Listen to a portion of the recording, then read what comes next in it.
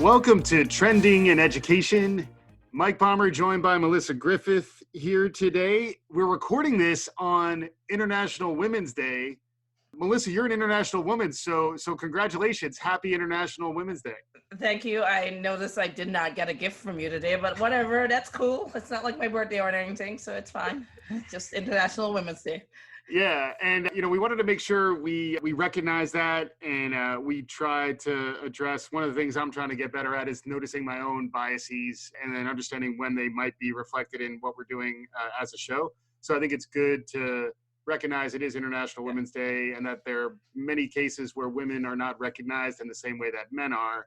There's a really interesting Forbes article that we wanted to spend a couple minutes on, as we're talking about this, which talks about the top 50 futurists who are women, and that spurred a bit of a conversation between us. So I think it's an interesting idea that there are 50 women who are calling themselves futurists out there. Why haven't we talked to them yet? And that's something that I think it's on us to see whether they'd be willing to talk to us. But it also opens up some questions about what is a futurist? Do men tend to do things like call themselves futurists more than women?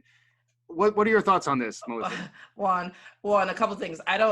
These 50 women, I'm not 100% sure they're calling themselves futurists or Forbes just decided to call them futurists. I think these women were doing really cool things and they're good about living their lives, and now Forbes is hyping them, rightfully so. In terms of men calling themselves futurists, and I think men tend to just call themselves things more often than women tend to do. That's probably true. That's I don't. It's International Women's Day. Give me some. Go for it. Wait. But I think the thing about this, and you and I both know every time it comes up, I'm like, I don't understand what a futurist is. Yes. But so here's my best understanding, and then you can put on your own spin on it. Futurist is someone who is doing stuff that is looking to change the world, that's futuristic, working in the cutting edge of technology, doing things in a much more innovative way that will likely change the world. The way Forbes actually describes it is these are the women that are shaping the future and then encouraging and inspiring other women to do it. Mm-hmm. And so I think it's in that sense, there are probably a lot more futurists out there than are probably calling themselves that.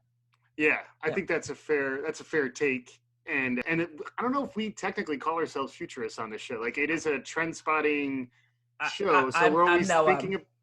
What's that? I'm not calling myself a futurist. Oh, you are? Nice. Yeah. Nice. I've decided today, nice. Guys. You heard it here first. I'm a futurist. Nice. Melissa became a futurist today. Okay, cool. Then I'm officially a futurist too. But also, I wonder if there is other language that might be better or more interesting too. But yeah, and I do think it's kind of on us to source guests and think about topics and content, and not just on the it happens to be International Women's Day, but I think you look at any dimension, aside from going to what's easy and the group who and your own network is likely going to be biased and limited in certain ways.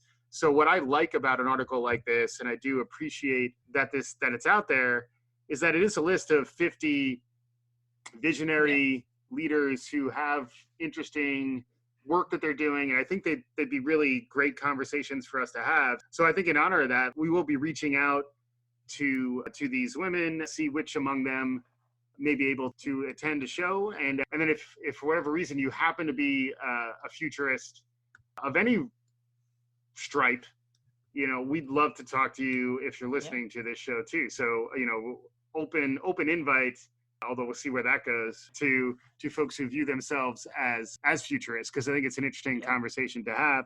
But yeah, I think just breaking our habits, breaking anyone's sort of routines in terms of who you talk to about stuff, and then also canvassing your own guests and the people that you have conversations with to check yourself for where there might be patterns. So I know we've talked to at least two people who call themselves, actually I don't know if Rohit calls himself a futurist, but I know Brian Alexander calls himself a futurist. Chris Mayer may call himself a futurist. He definitely curates a lot of content that is future facing. And then Rohit Bhargava, I think he may not call himself, I think he calls himself a trend curator, because I think he has some issues with the way, people who call themselves futurists, Rohit likes to say, you ask a futurist whether their prediction came true, they either say yes or not yet. So I think the idea is that Oh, I like that. it's really good. I steal that from him on the regular. It's when we can ask each of these, any women who, by the way, if you want to prep for the show, you're going to get asked that question. Yeah. But I know until today, I don't believe we've had a woman on the show who called herself a futurist. Yeah, and I trust Rohit, so I'm partly going to take it back now. I don't know. I'm going to do some more talk. I'll let you guys know next week.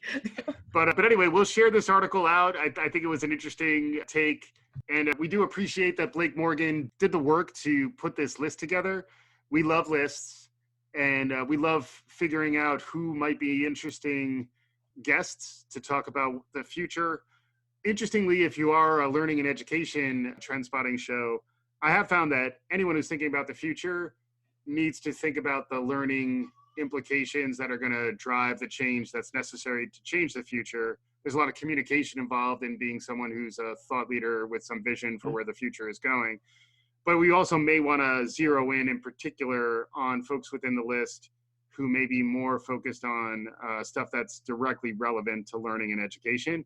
So more to come on that. But as we're wrapping up on International Women's Day, Melissa, any closing thoughts? No, I think having a day this has always been an interesting thing for me. If you much want to know my thoughts on it. I long for the world where you no longer need to do days or months, that it's just something that happens. But as the International Women's Day, it's an important event right now to shed a light on equality for all.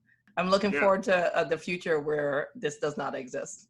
Right. And it's also Women's History Month, right? It is. Yeah. So I still have time to get you a gift. You do, but as I said, it's not even my birthday, so don't worry about it. Right. The gift is these shows, you know. Yes, anytime I can do a show like this, I'm having a good day. Awesome. So interesting article. Thanks to everyone who's contributing out there, everyone who's thinking about International Women's Day and trying to elevate consciousness. And we may or may not be calling ourselves futurists. So that's something that'll be an ongoing conversation. Thanks again for listening.